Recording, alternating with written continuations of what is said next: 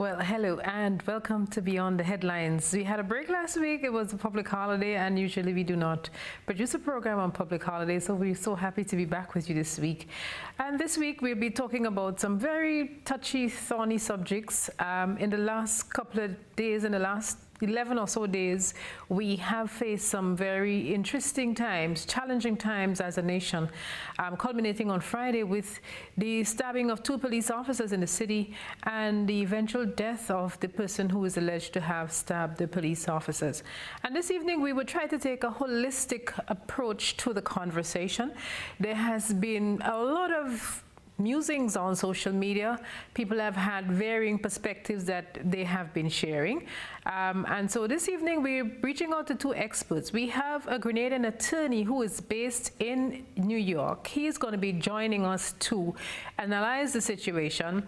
We have to wait on him a little though because he's caught in traffic. As we know, it's elections in the US tomorrow. A lot has been going on. Shops have been boarded up and the nation is tense. We spoke to him a short while ago. He was still in traffic and he said this place is so tense. So we'll see what happens. But first off, we have Dr. Augustine Panchoo, who is no stranger to the GBN, no stranger to the public.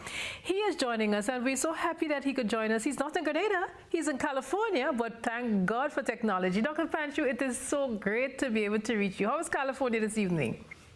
Well, it's still sunny outside, and but today was a nice warm day. California around this time is usually warm still. It doesn't get cool until maybe December, January. So right now we're enjoying beautiful weather. So you're enjoying the best of both worlds, right? Yes, I am. I am. And you have you cast your ballot already? Yes, I have. I cast my ballot. I through the mail. I couldn't wait until tomorrow to cast my vote, so I did. Great. So we'll see how that pans out tomorrow. We may just have you live, the live correspondent, live from California. Yes, celebrating. I'll be celebrating with my sparkling cider. Yes. Interesting. Is that a little too soon, Doc? I don't know, but I did buy them.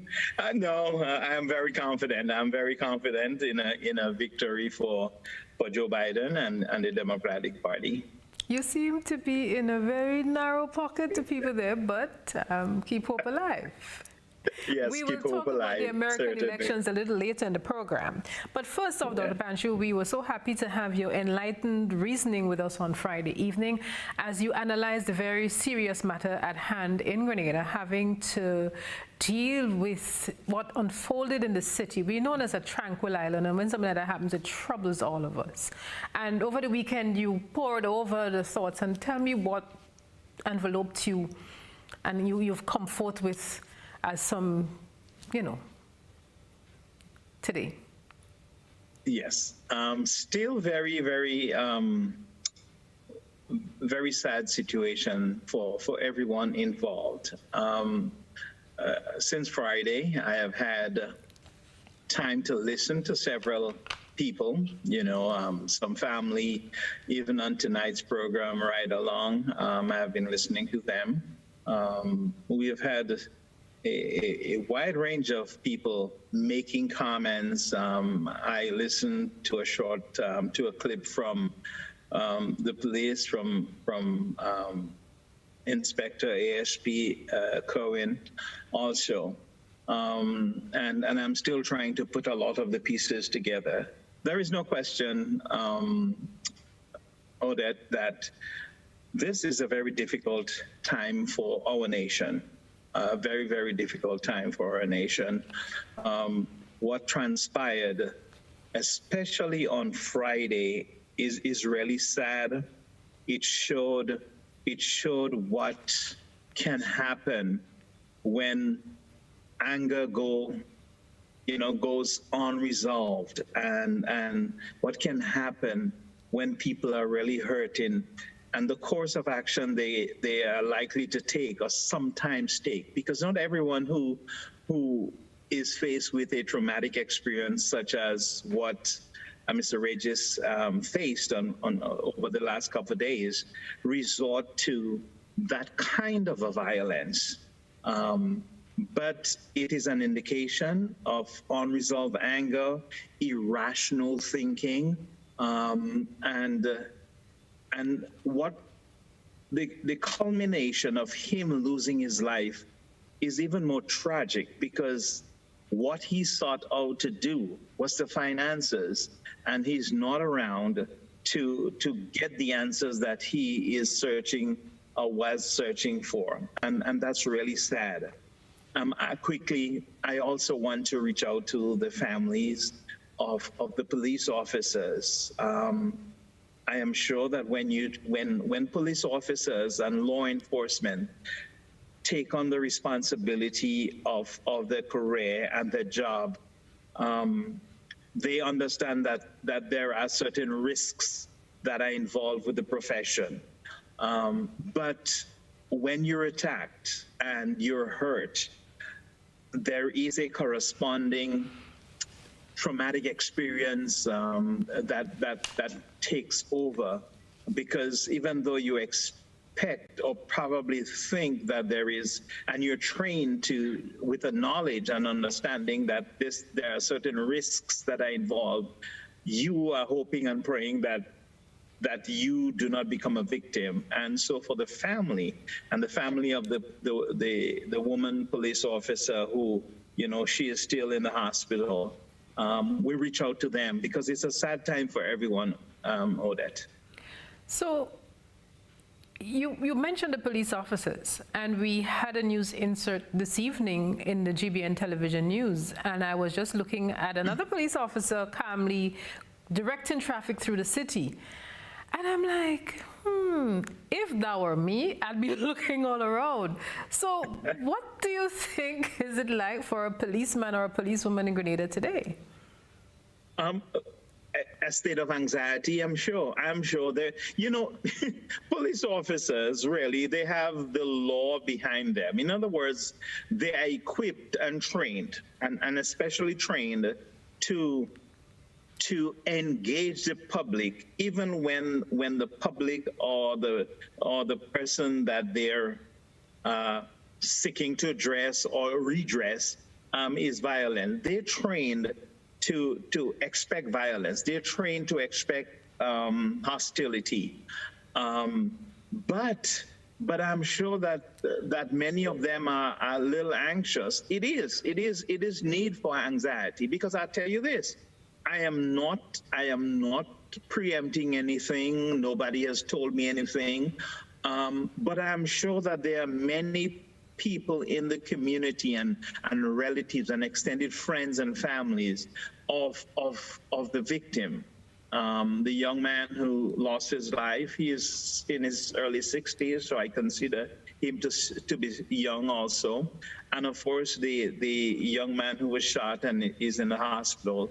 I'm sure that there are sympathizers out there of them and their plight for justice, and are harboring thoughts of ill towards the police. And so every police officer, Odette, I want you to understand, ought to be cautious, and ought to if they are experiencing any anxiety, it is for their own protection, and because that's how the body works. You see, when the mind engages in the uncertainty of violence, then the body has a corresponding reaction to it. And I'm sure that many police officers are on the P's and Q's, as we would say in local parlance.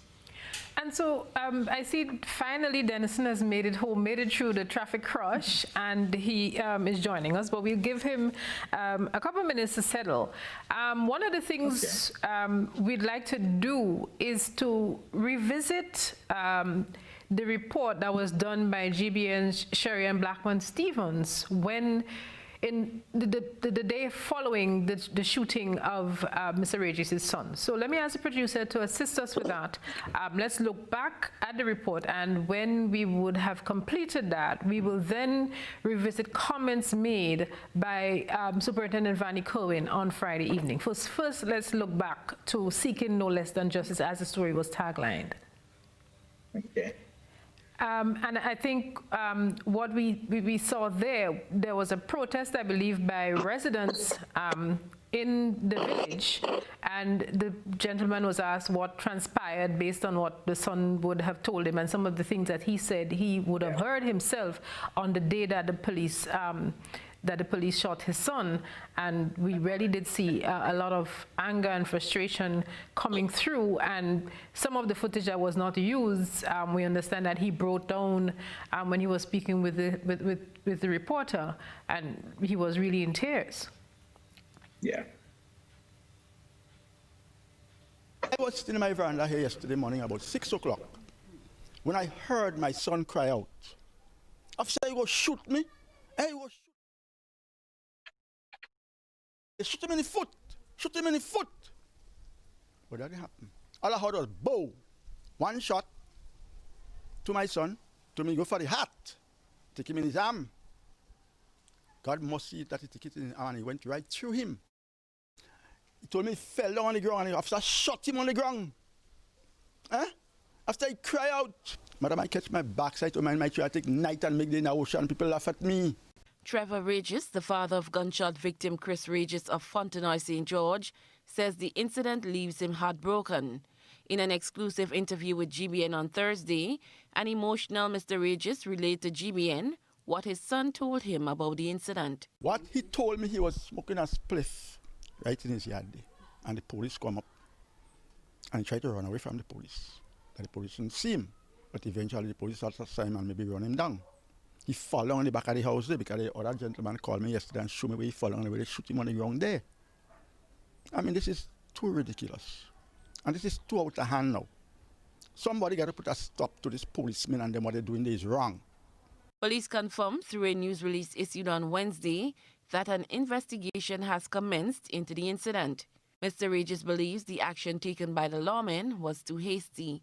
Not everything you pull a gun and shoot somebody without a warning shot. Without saying stand up or, you know what I mean? This is not the way, man. This is too ignorant, high-class ignorancy. I can't digest it. For nothing.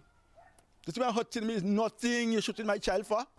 I could have seen if he tried to retaliate and try to fight with you or some kind of thing. Nothing like, nobody in this village could never tell you that my children ever disrespect them.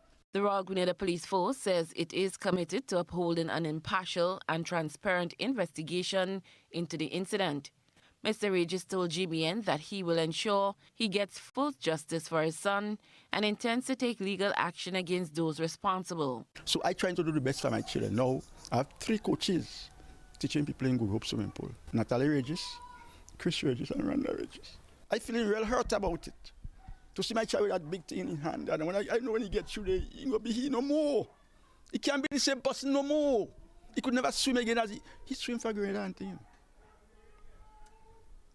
He coached people for nothing, for free, just to get grade and to learn to swim. All about he going here and Natalie Regis, Sotes, Petit Mat, the Carrick around that he go and teach people to swim for free. Chris Regis remains hospitalized. This is the second police-involved shooting with civilians over the past 4 months. The last incident was the shooting of well-known footballer of Guelph St. John, Jamal Charles, on July 5th. Cherry and Blackman Stephen, GBN News. The insert that was used in the newscast. On Friday, we spoke with Superintendent Vanny Cohen, and he did reference some of the comments made. So we'll go back to the Superintendent Vanny Cohen excerpt so that we can connect some dots, and then we come back to our panelists. Superintendent of Police in charge of Community Relations, Vanny Cohen, confirmed to GBN that police officers were attacked and 1 man was shot. Confirmed that 3 police officers were attacked in the town of St. George today by a gentleman wielding a knife who has inflicted stab wounds on 2 of the police officers. They are currently hospitalized. One of the police officers is a female and the other is a male. They both received collectively 9 stab wounds. The female is in a critical but very stable condition. In fact, moments ago, she was taken to the theater for emergency surgery, and we are praying and hoping that she and the other police officer pulls through. Unfortunately, The assailant was shot and has succumbed to his injury. He said he was not in a position to divulge the names of the individuals involved in today's incident. Was there a motive for today's police attack? We do not know what was responsible for the attack that has happened today, but we are following a news clipping from GBN about a week or so ago, where a certain pronouncement was made by the individual. We do not know whether or not those pronouncements are connected to the attack, but we are investigating it. If it is, it will be very unfortunate, because as bad as things are, you have to let the law take its course, let the investigation be completed. You know, none of us have the right to take the law in our hand, or, you know. So we are looking at a number of issues that are out there. There might have been some motive for the attack. I am not yet in a position to say definitively what might be the cause, but as I say, we are following some news clippings, we are following some social media posting that is available that might help us or assist us one way or the other in our investigation. Superintendent Cohen spoke on a news item aired during the past week on GBN. The deceased man today, unfortunately, happened to be the father of the gentleman who was shot by the police in Fontenay a week or two ago. And there was some pronouncement in an interview that he has given about, you know, police officers have to be stopped, or, you know, matters has to be dealt with, you know, something to that effect. I am not saying this is the basis for what has happened. I'm saying we're investigating those pronouncements and to see whether or not there are any connections with those pronouncements and the incident that has happened today. The officer gives the assurance of a fair investigation. Superintendent Cohen described the situation as a very sad one, as there are no winners in the circumstance.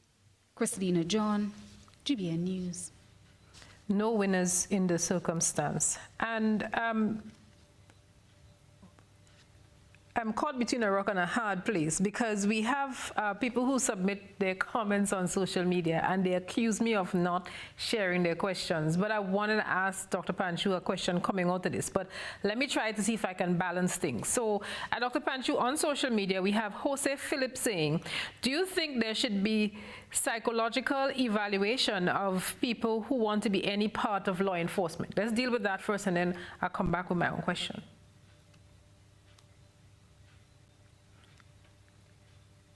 You need to unmute. Yeah, all right, yeah, I did, yeah. Go ahead. Yeah, Odette,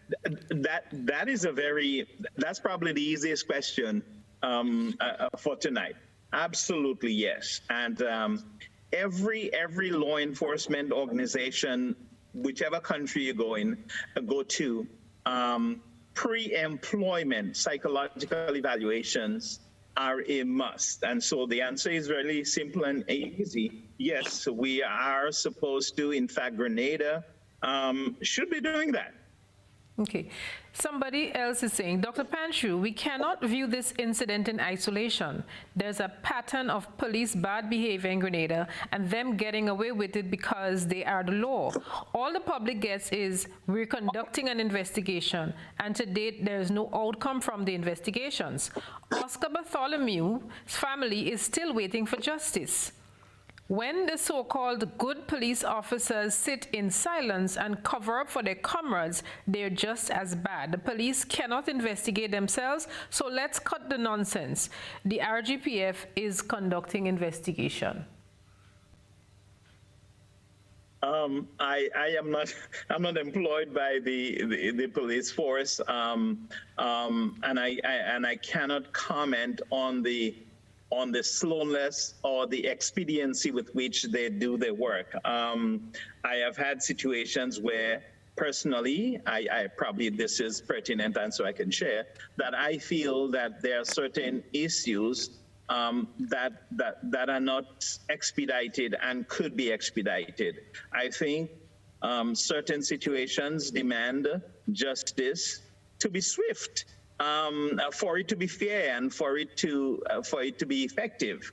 Oscar Bartholomew case is a classic example. I don't know that there is any real reason, plausible legal reason why this case has prolonged for almost 7 or 7.5 years. But maybe I could agree with the sentiments of this person who was asked the question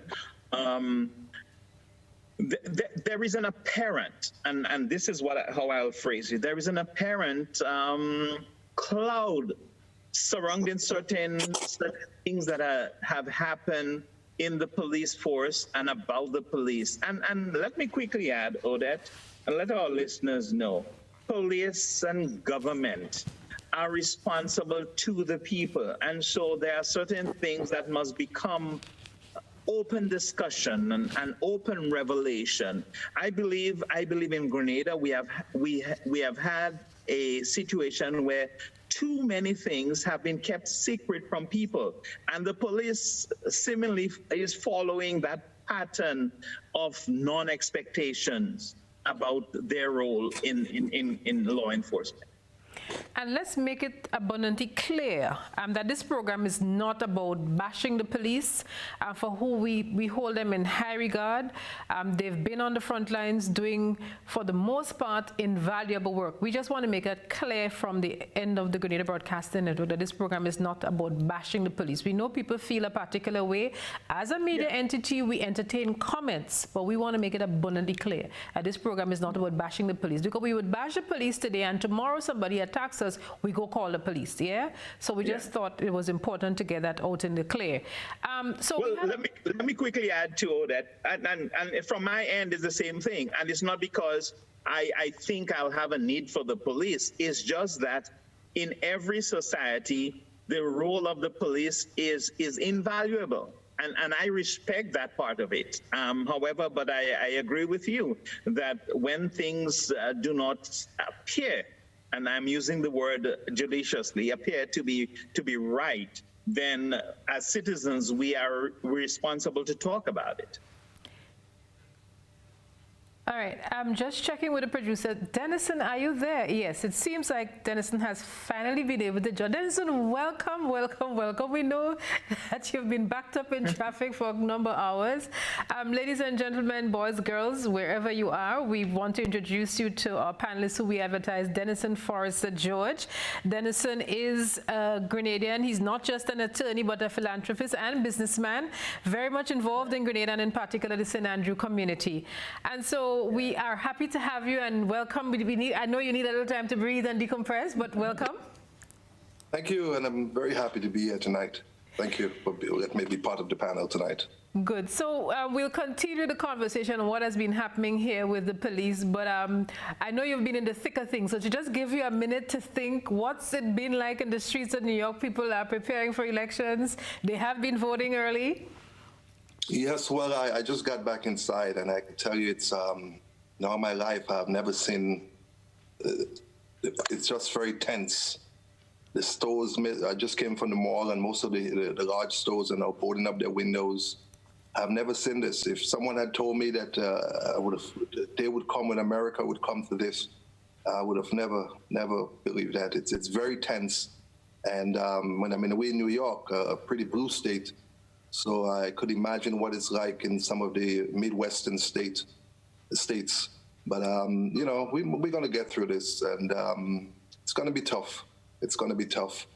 But I have faith in the American people, and we're going to see what's going to happen in the next few days. Dr. Panchoo is sporting purple, and on one of my screens it looks blue. He says he's celebrating, and he has his sparkling cider nearby. You're that confident, Denison?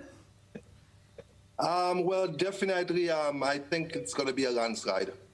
I think definitely Donald Trump would go down in real defeat. He's not gonna concede. You have to remember that he's very nefarious. You know, he's already putting it out there with his lawyers that he's not gonna accept defeat.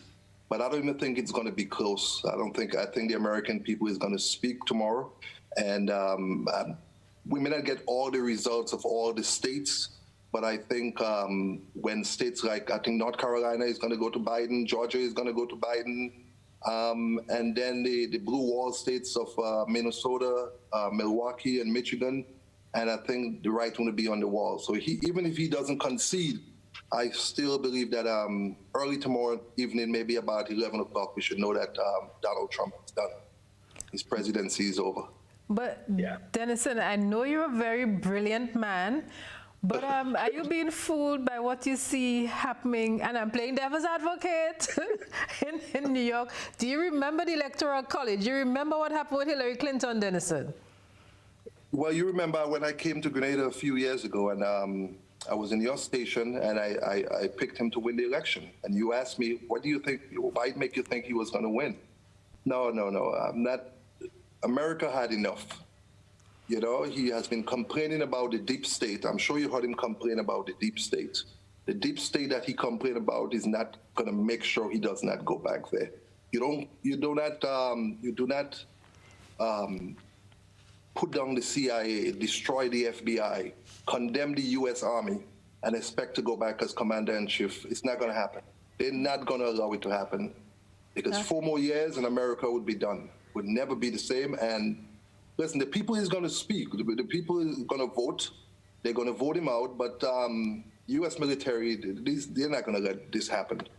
So definitely he will be out by 10, 11 o'clock tomorrow night. We would know. There was going to be a few states that's not going to be in, like maybe Pennsylvania, Florida. But by the northern states, as I say, the blue wall states, they're going to. And once we see what happened in Georgia and North Carolina, we'll know that it's over for him. And I think he knows it's over. But Denison, you're not considering Florida? Florida doesn't matter. If Biden wins, if Biden takes North Carolina and Georgia, Florida doesn't matter. Yeah. It's over. And these states going to come in early. We have segued early into what is supposed to be the second half of the program. I just wanted to give Denison some time to breathe because he's been struggling to get home. Denison, I want to get your feedback, your thoughts on what's been happening here in Grenada. I'll just give you time to take a glass of water. We'll take a commercial break and we're jumping right back into the discussion about what we've seen happening in Grenada here with the police and some members of the citizenry. So this is Beyond the Headlines. An interesting debate is lined up for us this evening. Don't go anywhere.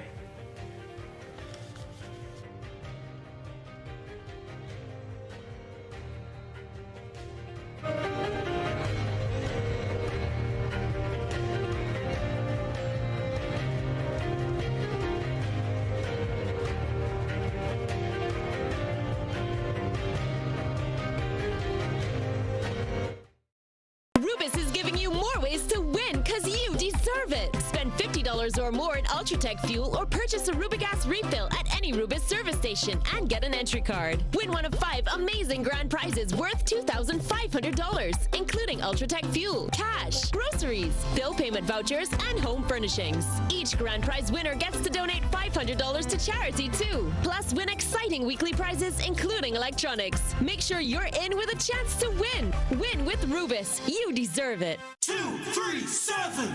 If you wanna check the grand lack balance on your phone or report a faulty line near your home, if there is an emergency, take out your phone. These are 3 numbers that you should know. 2, 3, 7. Call me anytime. I'm always on the line. 2, 3, 7. Just call me anytime. I'm always on the line. 2, 3, 7. What makes a strong team? Supporting each other, sharing successes and disappointments, learning from one another. Get a Be Better health plan from Beacon and get simple and affordable medical benefits so you can build a better team. Call 440-4447 or log on to beacon.co.tt for more information.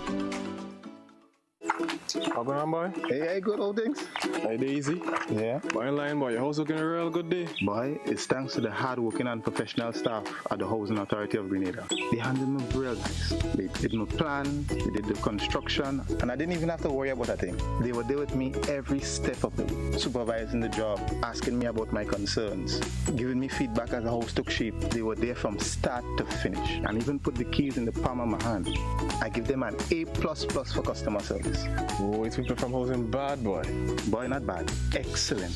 If you're thinking about constructing your home, why not consult the Housing Authority of Grenada? You could visit them right down in the Sandino complex or give them a call, 440-1015 or 440-1016. Or check out their website, hag473.com. They go handle you. They go jog your blocks, they go draw your plan, they go tote your materials. Hey man, where you going? The Housing Authority of Grenada is your choice for affordable housing and a stress-free construction experience.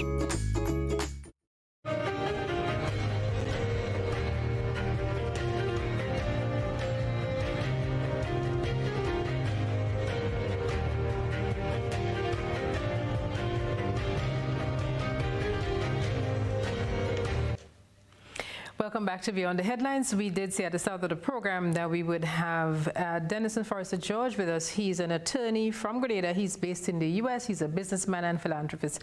And Denison, as we said, we're so happy to have you. We just needed to drop the hands a little bit. You've been following the developments in Grenada. We know you always do. So you have seen that development. Yes, and what are your thoughts? Well, let me say my condolences to the family of the father. So tragic that he lost his life. And also to the young man, wish him a speedy recovery. I'm not in Grenada, so I'm not going to, I don't know if I'm capable of I read what happened in the media and also on social media. But I could say the 2 cents that I want to add is that I think that I believe that they need reform in the police force in Grenada, real reform. Basic, I don't know if you're aware of that. I went to John Jay College of Criminal Justice. That's an all-police school, and before you become an NYPD officer, you have to go to John Jay College and take classes in police science, police training. And then you join the cadet, and even in New York now, to join the police force, it's required that you have to have a bachelor's degree in some form of law enforcement. Definitely, I think I've been to Grenada often, and I see a real disconnect between the people and the police. And whenever you have a disconnect between the people and the police, you're going to have mistrust. You're going to have situations like what happened. I don't really want to say much, but I think over the years, Grenada has become a very conditional society, and where the poor is getting poorer, and very few is getting wealthier. And when you live in a society where people are getting poor and the people who are left behind, they see the police force as a way of protecting the wealthy and protecting the well-to-do and the well-connected. And in Grenada based on my experience being there, if you not properly connected, if you call the police and you could say, the police would come faster based on who you know or who you are, who you is, and it's just that. I think there's a disconnect there between the police and the citizenry. So they're going to have to bridge that. I'm a firm believer in community policing. As I said, I studied that in John Jay, and it worked here in New York and a lot of other police forces around the world. Police officers can't just be going into the police station in Grenville and St. George's and driving up and down the street and making arrests. That's not all this is not all that policing should be. The police definitely have to have a link with the community. There is so many young guys in Grenada in the police force. Why are they not? They should be involved with the high schools, the secondary schools, where you're going to build trust with the young people. If we lose that trust between the young people and the police force in Grenada, we're in crisis. It's going to get worse. So I think definitely that's one of the training and making the police force a little bit more community and bringing the police force and the community closer together in community policing. Do you agree or think that some of the tactics and practices being employed by the Royal Grenada Police Force could be a spin-off of policing in the U.S., which as we know, is really under the microscope by the Black Lives Matter movement. Do you think it's a copycat that some of the police officers here are seeing what is happening in the U.S. and so they're copying what they see? Well, don't forget the police force in Grenada blame most of the crimes on what the criminals see on TV from the U.S.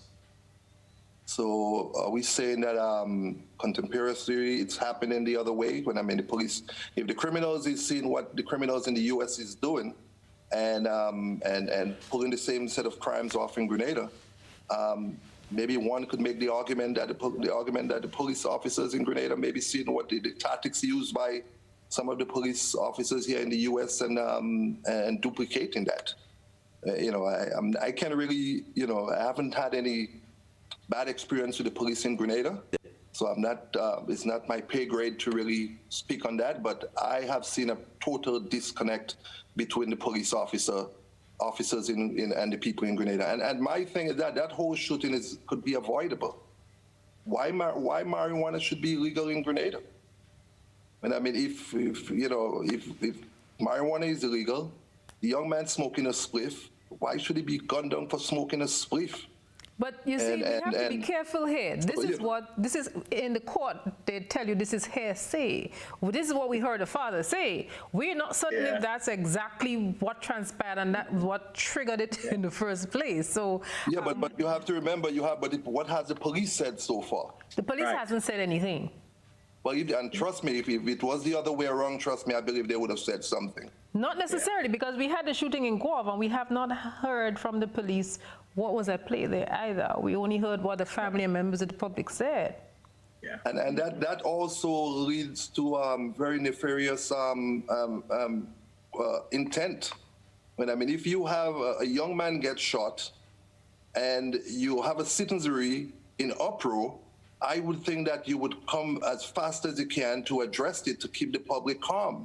And maybe I'm not saying that, maybe if there was a quicker response in the police addressing the citizenry and getting to the bottom of this, maybe his father would have been alive today. Mm-hmm. Let's go back to Dr. Panchoo. I see you nodding very vehemently. You want to make a point on something? Absolutely, Odette.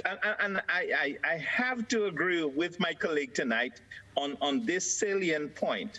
The expediency with which and the efficacy with which we get information. Listen, you're right. Jamal case has been since July. And up until now, there was an investigation and the police concluded that the police was in the right for shooting him, okay? They did not elucidate any facts. They did not tell us anything, okay? Secondly, it's a week after the shooting of young Regis. Listen, when somebody shoots, when law enforcement is involved with shooting, there are protocols to follow for the police officer. I don't know if those were followed, and this is not my contention. But there is also a corresponding protocol to follow to the family of the victim. And I am yet to hear Inspector Kerwin talk about what it is that the police office, the police department did for the family. Okay? And also, given the fact that this thing is engendering a lot of suspicion, the police, and I listened to him in his news clip, he said that he cannot make a connection between the father's rage, resulting in the wielding and the wounding from the knife, and his subsequent shooting and succumbing death. He cannot. Listen, how can he not make a connection? He has to know that the police shot the son. He has to know that. He is head of the public relation department. But with all due respect, Dr. Panchoo, with all due respect, I'm not certain that he said he cannot make a connection. He was. Listen again. He said that he does not know. That he listened to what the man said in the GBN news interview, And he listened to some of the pronouncements, and one cannot tell definitively that this is why that happened. Really, listen, Mr. Regis, Odette, let's be real. Mr. Regis was not wielding a knife because somebody stole his fish. He was wielding a knife because his son was shot and he has no answer. No answers. So let's come back to this, to the original question. I am saying yes. People didn't have information. Now that does not, and I want to make it abundantly clear, that does not give Mr. Regis the right to wield a knife to hurt police officers. No, that's not what I'm saying. I'm saying I agree with my colleague when he said that maybe we could have prevented Mr. Regis from losing his life had we, or had the police, provided certain answers in an expeditious manner. And I hold that as truth because he did not have any answers. And even today, 2 weeks after the shooting, we have no answers. We don't know whether or not he was running away from the police, if it was just a spliff, whatever it was. The police need to come clean about it to help us to understand it. And unless we do, there is going to be this antagonism. Doc, yeah, we have to be honest in terms of. Denison, don't stick a pin. I just want to be certain, right? In covering the courts over the years, as reporters, we were warned against the terminology sub judice, which I'm certain, Denison, you know very well. And I am just wondering if the police cannot divulge information because the matter certainly is a legal matter and could prejudice the hearings. I'm just wondering. Well, listen, listen, are you hearing me? Yes, go right ahead, hearing you. Go ahead. Listen, the police could always hide behind legislations. They could always hide behind what we call the blue wall here. If you have a young man that was shot and you have a public in uproar, it's not rocket scientists that it doesn't take weeks to get to the bottom of what really happened. The father, don't get me wrong, he had no right to do, the father had no right to do. I would never just sit here and justify attacking the police, attacking anyone. But it's clear that he had no faith in the system. Mm-hmm. He had no faith that justice would be served regarding, I'm sure he's aware of what happened to Oscar Bartholomew and other instances. And why not, with in this modern day and time, why not there is a citizenry body when there is an incident with police conduct in Grenada? Why are you going to trust the police to investigate themselves? That's not happening in any modern country in the world. The police have a proclivity to be biased towards their own. Why not set up a citizenry body you have a lot of lawyers in Grenada, you have a lot of retired judges, and when something like that happened, you call these people, a group of 6 of the elders together, and you let them investigate.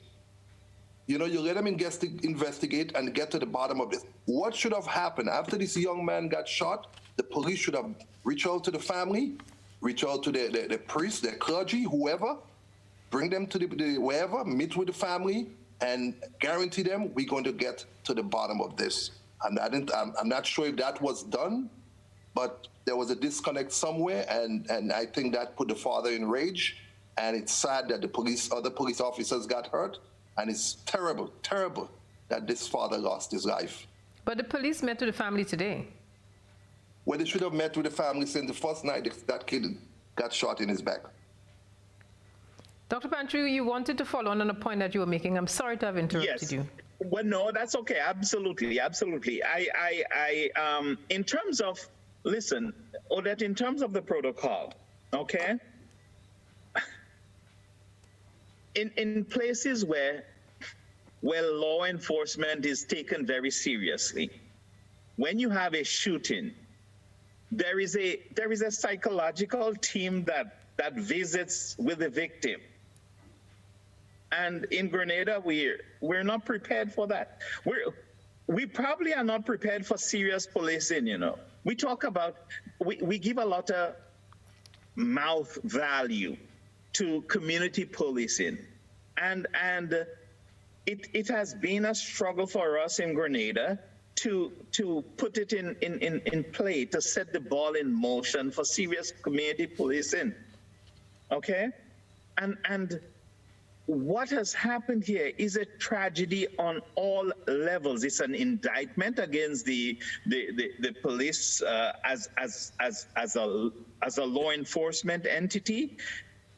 It's a travesty against the family who is still waiting for answers, against the family of the wounded police officers, as well as the victim. So it's a difficult situation across the board, and a lot of that, in my estimation, could have been avoided. There is no winners here. No. And that Denison, Officer Kerwin, Inspector, Assistant Superintendent of Police Kerwin, is correct about that. There are no winners. Yeah, there are no winners. Tragedy. There are no winners, yes. Tragedy. Yeah. Denison, if you were the Minister for National Security in Grenada, how would you handle this situation?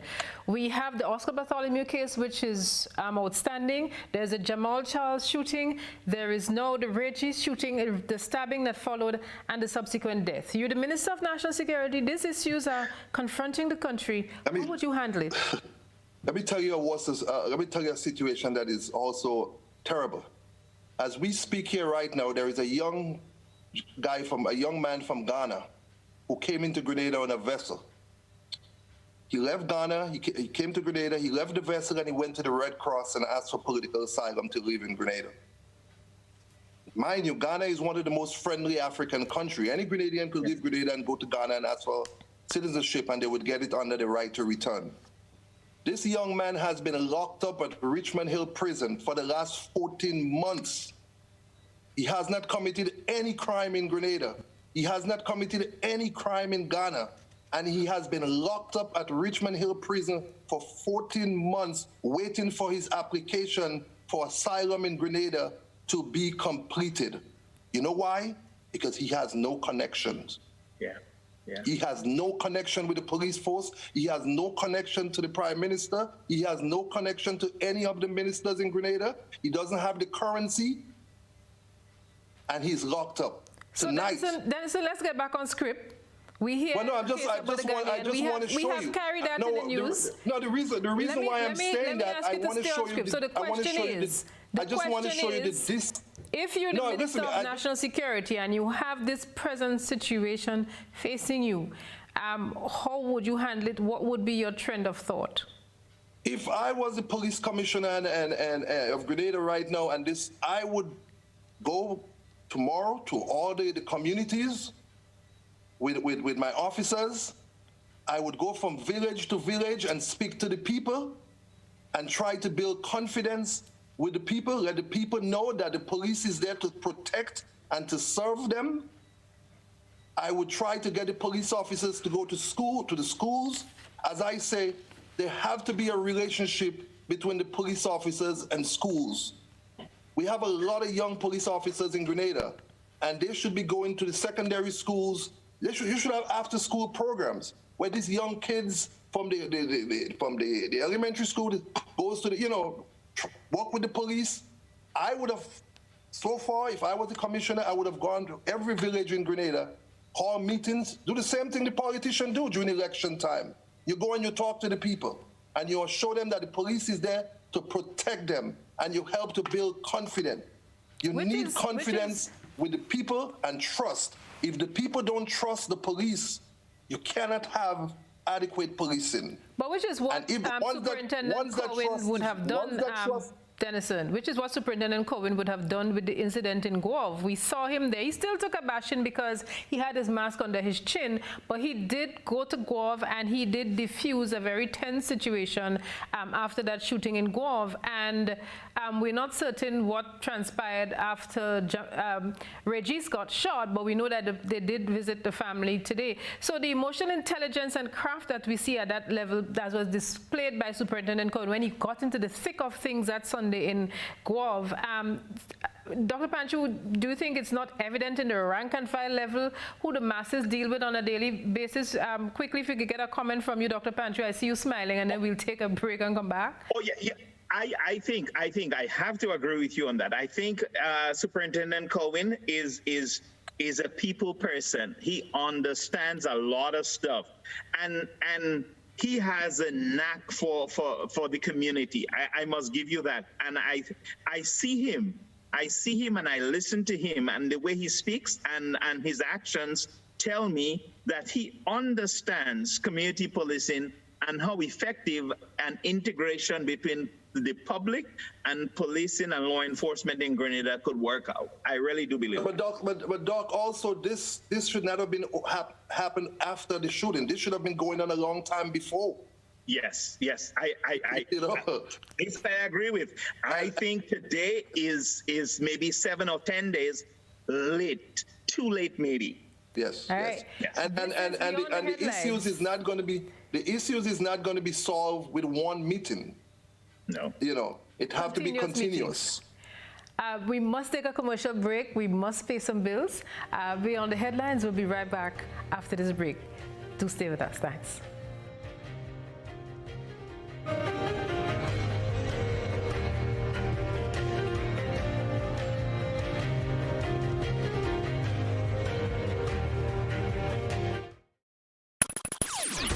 Need a home, car, education, dream vacation? The National Lotteries Authority's Lotto Jackpot is $334,000. Play today for chances at a more satisfying life. Lotto. Play and win a lot of money. Well, good evening and welcome back. It's time for the National Lottery Authority's Lotto draw number 3134 for this evening, Monday, the 2nd of November 2020. The estimated jackpot is $334,000. Joining me once again is Ms. Makiba Bain. She's representing PKF Accountants and Business Advisors. Well, let's find out what the free ticket letter will be if you got your tickets. Good luck.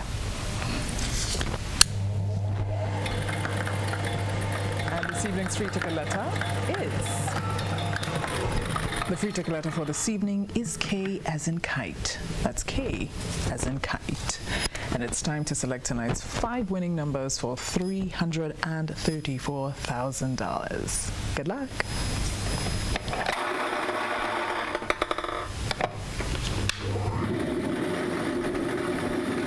All right, it's time to check those tickets. First number is number up, 3. Second. Second number 6. Third. Third number 25. Fourth.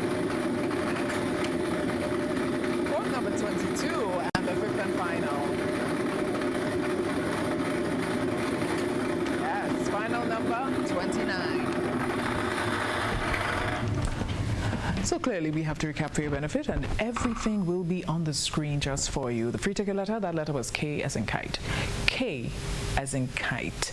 And the 5 winning numbers for $334,000. It's time to recap. First number up was 3, 033. The second number 6, 066. Third number up was 25. That's 2525. The fourth number 22. That's 2222. And the fifth and final was 29, 2929. Well, if you have these numbers, congratulations to you. You have won 334,000 big ones. This has been Lotto. Play and win a lot, and don't forget to continue to support sports, culture, nation building. Have a good night. I'm a winner. You are winner. We are winners. Winners.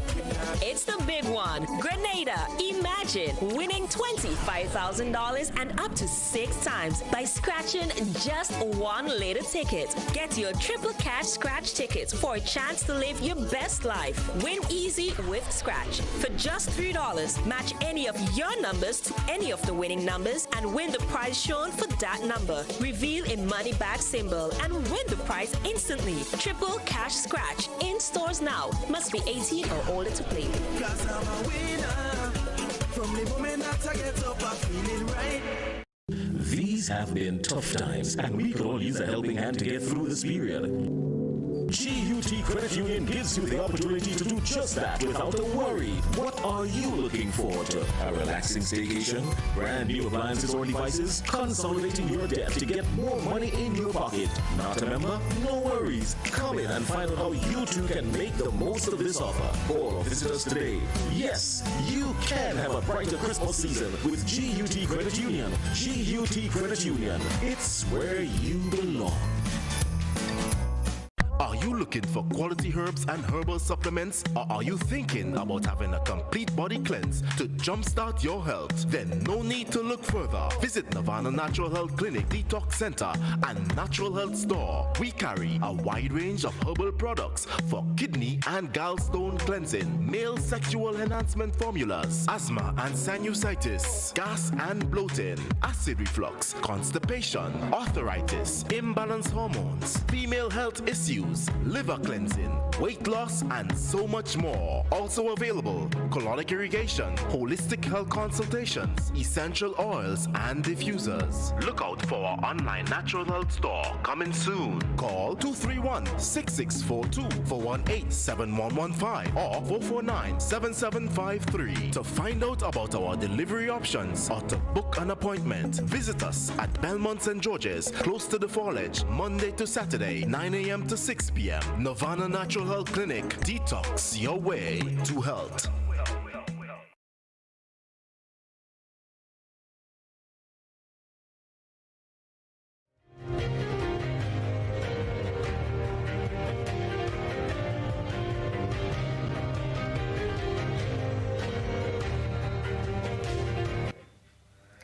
Welcome back to Beyond the Headlines. This evening we're talking with Mr. Denison Forrester George. He's an attorney.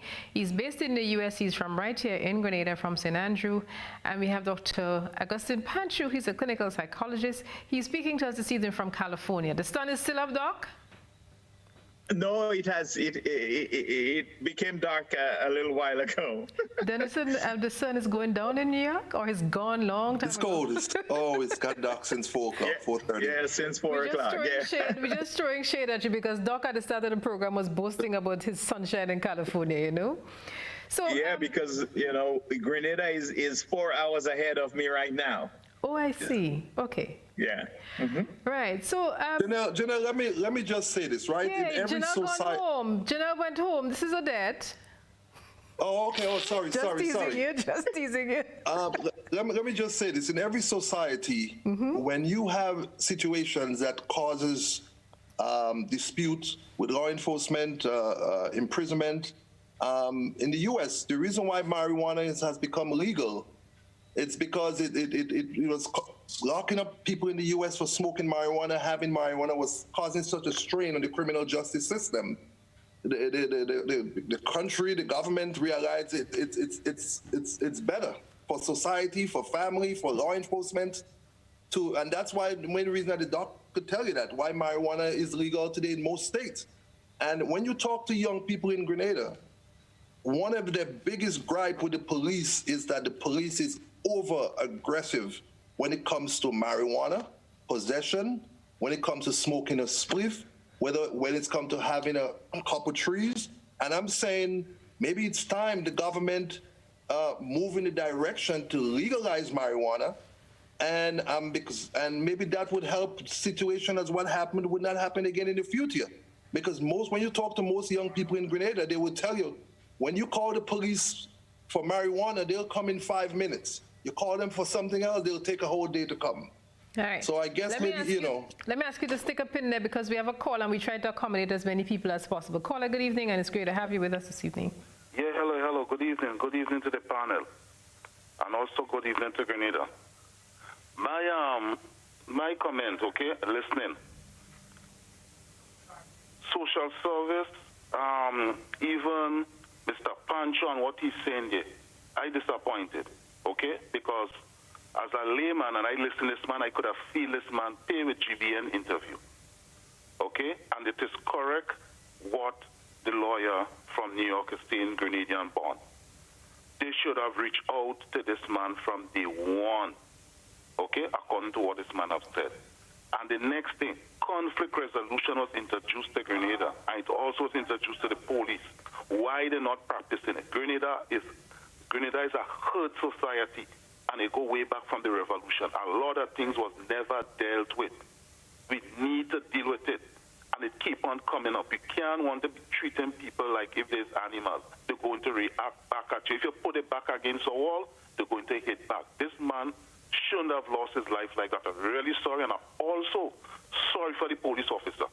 But from the police service coming out, there is a level of tension, and also from the public going in, because the public also don't have respect for the police, and that is bad. It needs to be fixed. Please, somebody out there, we have a university here, make good use of it. There's professional people down there. We're talking about anger management. They're talking about conscious discipline. They're talking about conflict resolution. There's a number of things in SU, and we could assist, and they're willing to do it. Please try and do something. Can't continue. This young man, he lost his arm. Look what he was doing for the community and the youth. Okay? Thank you very much. Thank you so much, caller. Anybody want to jump on that? Well, Odette, I could probably stick a pin somewhere there, because I agree with such sentiments of the scholar, and I have said it. I think we are all saying it. I think the police should have responded to the family, and maybe not just the police, but some psychological person should have accompanied the police. This is a hostile and a hurting situation, and he is right, and we have listened. You know, there is the added dimension to this discussion, you know, Odette. That is, in the eyes of the public, in the eyes of the father, in the eyes of Grenada, this is a family that has contributed a lot to sports in Grenada. This young man, who seemed to have triggered this unfortunate incident, you know, volunteers for Grenada, represented Grenada in swimming, coaches for free. And so there is a kind of a hidden expectations that somebody of that nature should be given a little more respect and a little more understanding. And when it is known that this is a young man that got entangled with the law, someone and somebody should have immediately reached out to the family and to quell the animosity that started to build from the family's point of view. And you know, on the weekend, somebody on social media was, and people have all these conspiracy theories, right? That it's a spiritual attack because they notice Jamal Charles is a national footballer, and now you have a swimmer and a swim coach. So somebody was wondering what's really going on, whether the police is out to get, or at least, but let me make it abundantly clear, like I said, we are not bashing the police.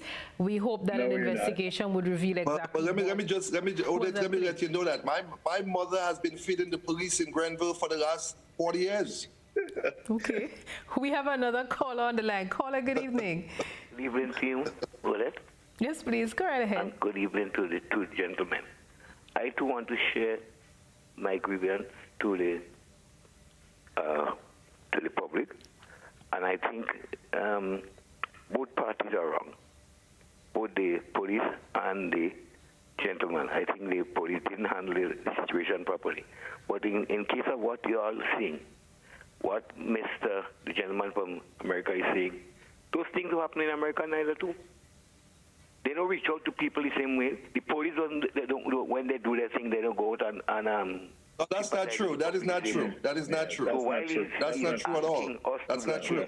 Which I think is necessary. It don't happen in America. We see the same thing happening in America. So you are right, but you still are wrong. All right. Thank you so much, caller. Gentlemen, I see both of you nodding and going against the grain. What's the feedback? No, well, Odette, I want to quickly add, and then Denison, of course, being the attorney and right there in Brooklyn. I want to chip in quickly to state that I don't think the vast majority of policing that happens in the United States is a good template and or a good example for policing anywhere in the world. All right, let's establish that fact. However, I want to disagree with this caller. Yes, I know. In California here, and Denison will tell you in New York, when there is a shooting, when there is a violence, community violence, there is a team, a psychological response to victims and families immediately. That is a fact. All right, Denison, you want to chime in? Let me just say this. Listen, I grew up in New York from a kid, and nobody has been brutalized as the police as I was. And I mean, and I have 3 young sons that get pulled over every day. Mm-hmm. So I'm not going to never use the police playbook as a standard saying Grenadian police should be like New York police. We know better. But what I'm saying is that here there is recourse. There is when the police do you something wrong in New York here, you could file a civilian complaint, and it would be reviewed by an all-civilian body. Yeah. Okay. If you don't get satisfaction, you could even sue. And you could sue and sue for millions. When I mean they just paid out $12 million in the Breonna Taylor's case. Yeah. Mm-hmm. You know, and not only that, it become a civil matter. You know, my thing is that society has changed, and has the question that have to be asked: has the Grenadian police force has also changed? Okay. Maybe there should be a requirement that every new police officer that's going to join the Royal Police Force have to do 2 years at St. George's University in policing. You know, and you know, there have to be, as I said, there is no winners in this situation. It's terrible what happened to this young man. It's very sad what happened to his father. It's sad what happened to the police, the officers that got injured.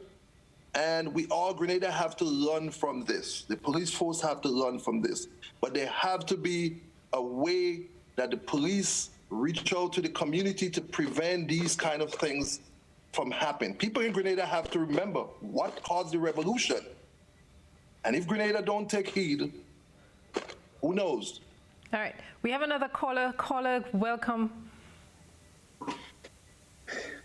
Hello. Hello, good evening. Yes, please, go ahead. Good evening. I would like to commend 2 gentlemen on the program tonight that it is a must that the police have a connect with the public and the citizens at large. However, we looking at these things as being simple or just, you know, things that we could speak about and do nothing about after we speak about it. And I am saying that we should do something about it. We should get people here in Grenada, or even though we seek help from abroad, to, you know, do something about it. Because the family in Fontenoy is hurting. The family of the police officers is hurting. And what is happening with them after? Nothing is really happening.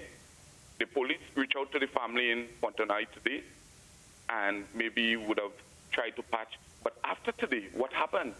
Would they go back? Would they continue the process?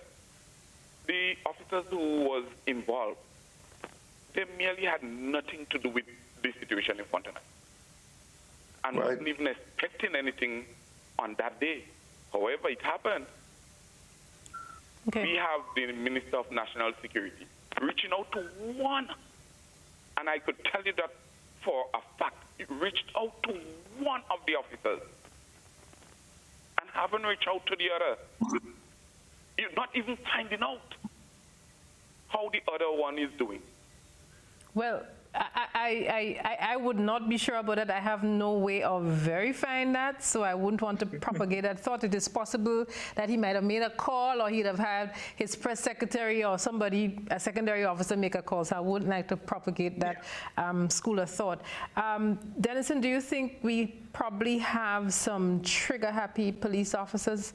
A few bad apples spoiling the whole lot? Well, in every police force, you always have that. In every police force, everywhere in the world, you'll have a few bad apples. Grenada is a very small place, and you know what is sad about this situation? Grenada is so small that when one person hurts, the whole community hurts. Everybody hurts because everybody know each other. I'm sure if you do some background, the police officers all knew that maybe the father, and that's what's sad about is when it's a small. Grenada is a very small community. Listen, in every police force, you're going to find bad apples. But I have no trigger happy. Maybe they are, maybe they're not. But what I'm saying is that you have to create a level of trust between the police and the community, and especially young people. Grenada have a terrible history. We're going back maybe before my time. We hear about the police brutalities in the 60s, the 70s. We hear about the reason why the revolution came about was because of police brutality, And I'm saying is that there have to be a level of trust. The reason why Trinidad is in the mess it is because there is no trust between the police and the community. And we don't want to get to that point. So if I was a police commissioner, I'm not going to only reach out to the family. I have police officers go to the schools next week and speak to the young men, speak to young people. Let them know the police is their friend. Yes, what happened is a tragedy. We're sorry, we take responsibility, but we are there for you. Go to the secondary schools, speak to the young people. And that's where you have to start building trust. Right. We have another caller on the line. Caller, good evening. Good night. Yes, please. Now, I'm calling because I realize now one of the things that's creating a serious problem apart from all what's going on with the police and with everybody, is the dissemination of the news by the media that are not getting the facts straight first before disseminating news. Now, for instance, I listened to an eyewitness in the incident on Friday, and this eyewitness have never seen or was on the spot to see what went on.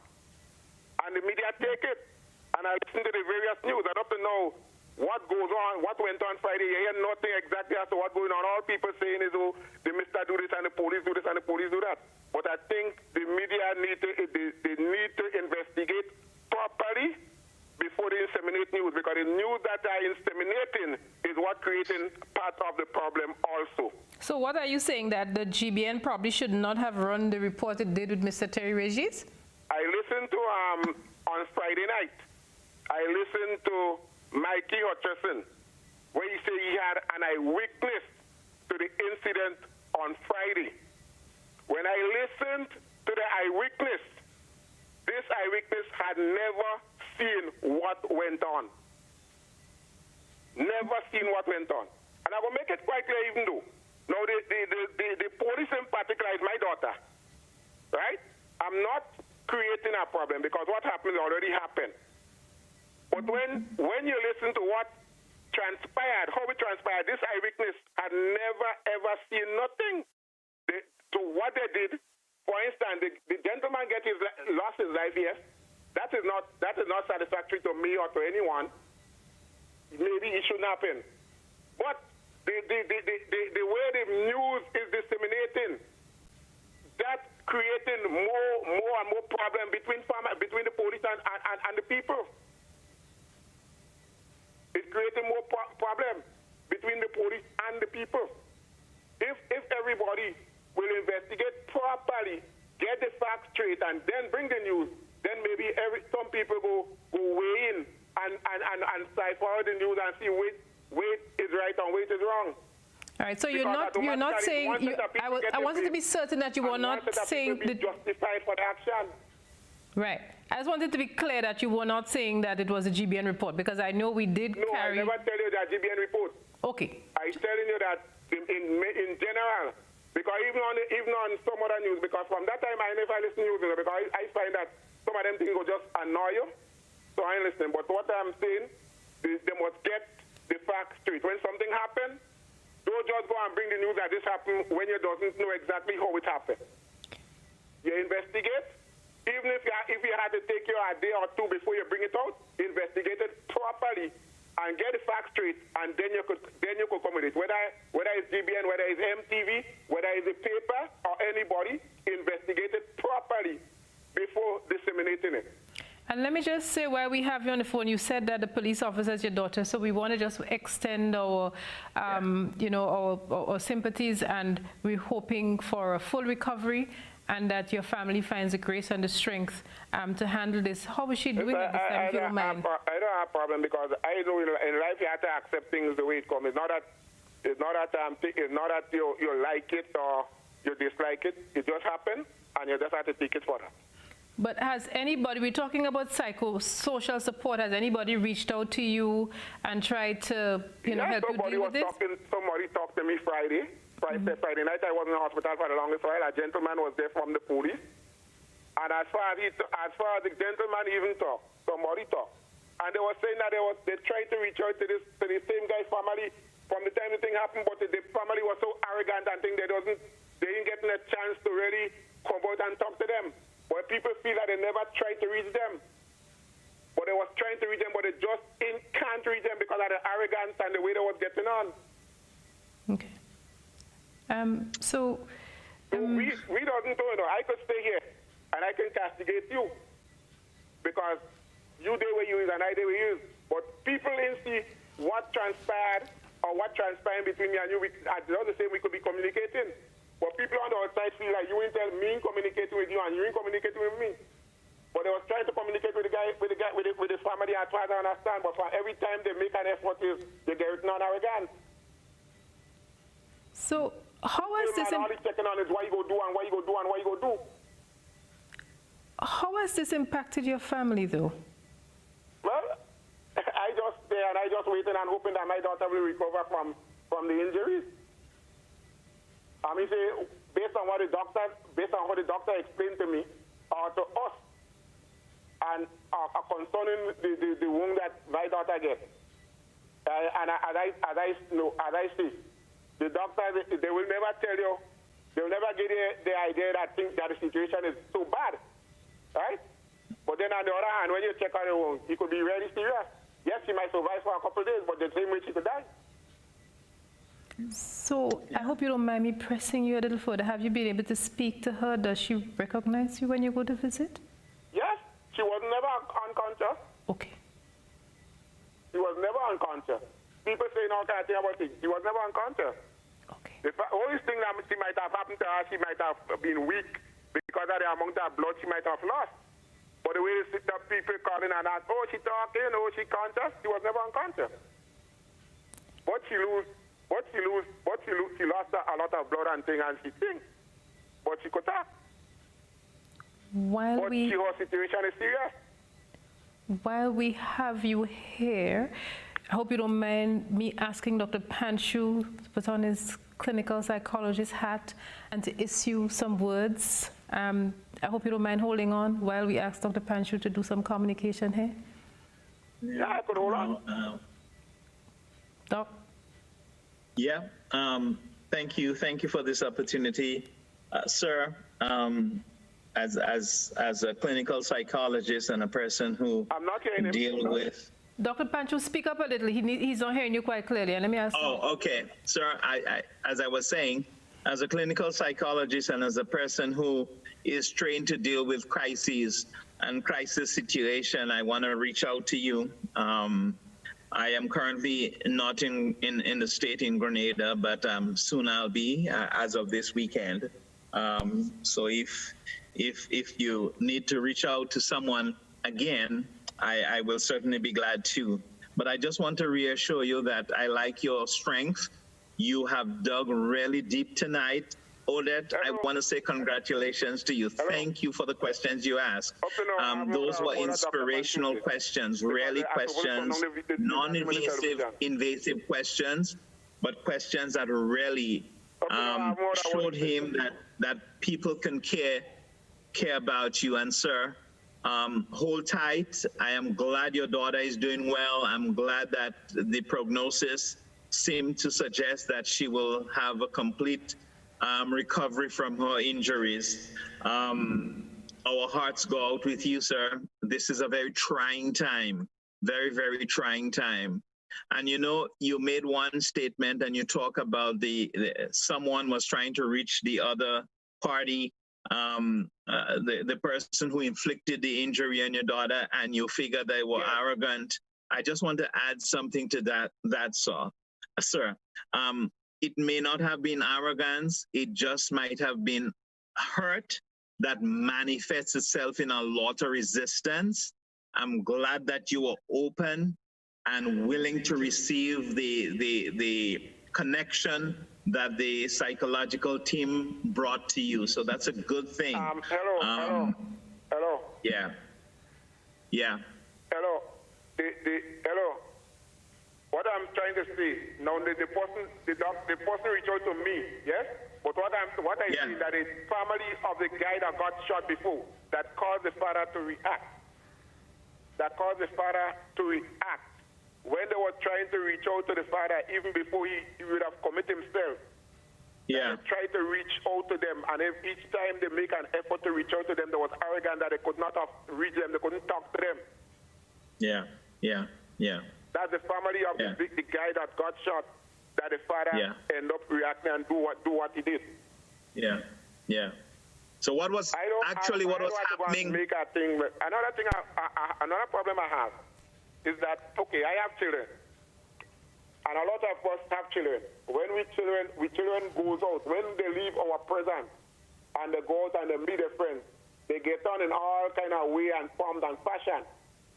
You as a parent will not see what they're doing. I as a parent will not see what they're doing. But when we end up in trouble on the wrong side of the law, we boast about how nice and how loving and how caring our children is. Rather than even going out first to find out what is the situation, what happened, what transpired.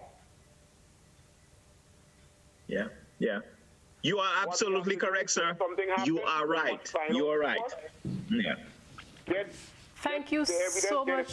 And then after that, then we could determine whether it was right or whether it was wrong. We don't just, all we do is we just jump. When he hurts us, it's my family, and you do something to them and he hurt me, and I just bash you or bash everybody. Whether I'm a child right or I'm a child wrong. And this is another thing that creates a lot of problems, creating a lot of problems in our society. We have to address that situation also. May I thank you sincerely for gathering the courage and the strength to call tonight's program, and to also thank you for cooperating with, I tried to ask not many probing questions, but you have given me pause, and I just want to, on behalf of the Grenadian public, extend our love and support for your daughter as she recovers. Just let her know that the whole of Grenada is praying for her at this time. And God bless you. We'll continue to pray for you. Thanks so much for reaching out this evening. This is also my sentiments also. You know, I cannot fathom what you going through, the pain you're going through right now with your daughter in the hospital. And also, I cannot fathom the pain that the family of the man who lost his life and his son also is going through. So there is a lot of pain in going around in Grenada right now regarding this one incident, this two incidents. And I'm hoping that the right communication and the right remedies and the right counseling and the right people would step forward to heal the pain that is protruding right now in so many lives, affecting so many lives. Yeah. All right. I just wanted to. We were forced to go beyond the 10 o'clock deadline, and we wanted to talk about the American elections, but that won't be possible. We'll have to do a mid-morning discussion tomorrow. But the social media contributors say that we always give preference to the phone callers. So let me just crave your indulgence.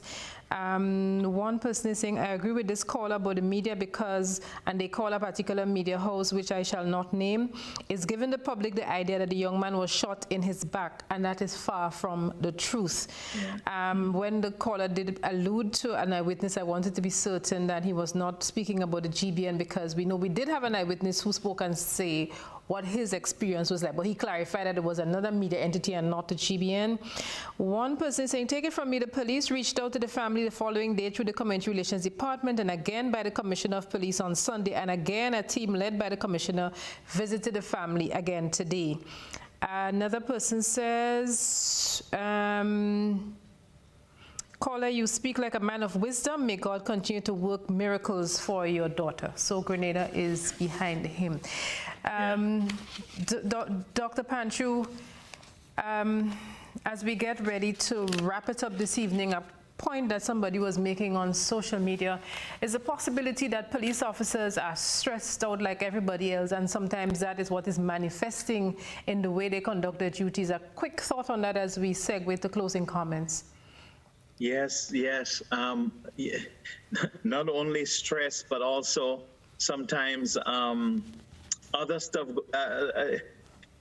I think let me quickly add. Let me add this piece here. When people have authority, sometimes it's misguided of them to think that they can enforce laws, and that they can use that force and authority to circumnavigate the natural course of justice. And it could be, and I'm not saying that's what it was, because I haven't spoken to either, but I'm saying sometimes that happens, and I agree the caller that person asking the question is making some sense. It could be stressors, but it also could be a misguided sense of having authority and being able to use it. All right. Dr. Panchoo, if you were the Minister for National Security and the country faces this kind of hour, what would you do as a Minister for National Security? I would reach out. I would have a press conference. I would certainly reach out to the nation, because that is a national security issue. We're not in the business of hurting people. We're in the business of upholding the law.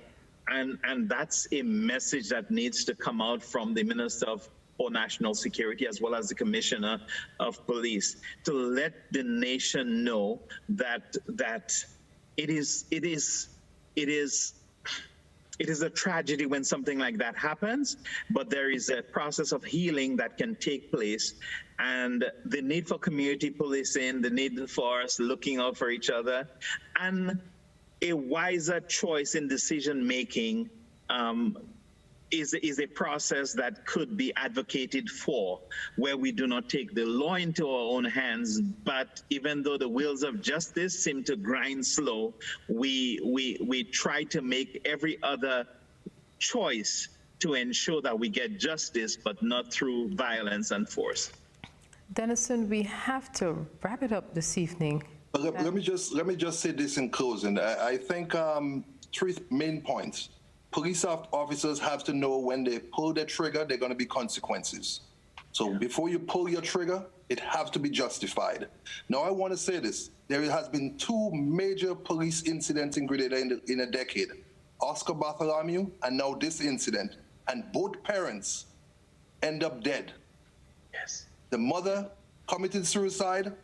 Now the father shot dead. It's a suicide. Suicide again. Suicide by cop. Mm-hmm. You know, when a man take a knife and he goes starving police officers, that's what you call suicide by cop. That's what we call it here in the States. So we have 2 major police incidents. The mother committed suicide of the victim. The father, suicide by cop. Something is wrong. And the Royal Police, Canadian Police Force have to take that into consequences, into deep consideration. 2 parents, both of them dead.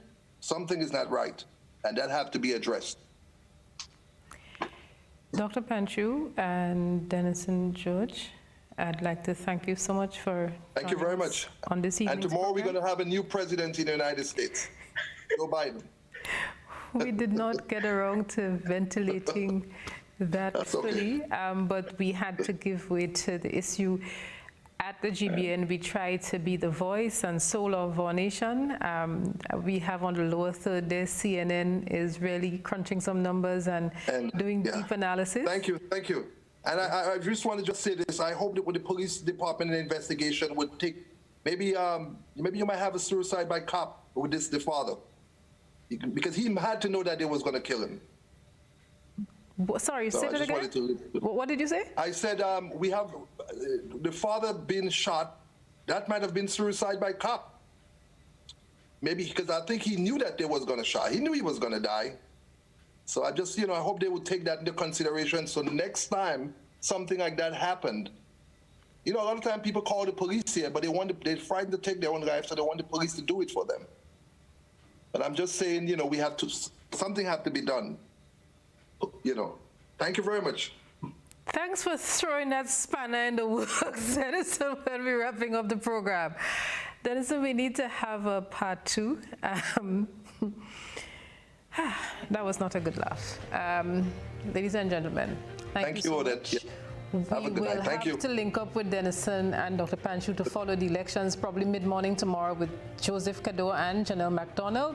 It's our Christmas program, but we'd have to give way to that big day tomorrow and to see what is happening. We'll be carrying CNN wall to wall to follow the elections from this evening until tomorrow.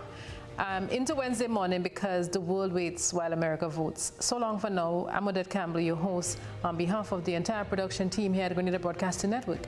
Thank you for viewing.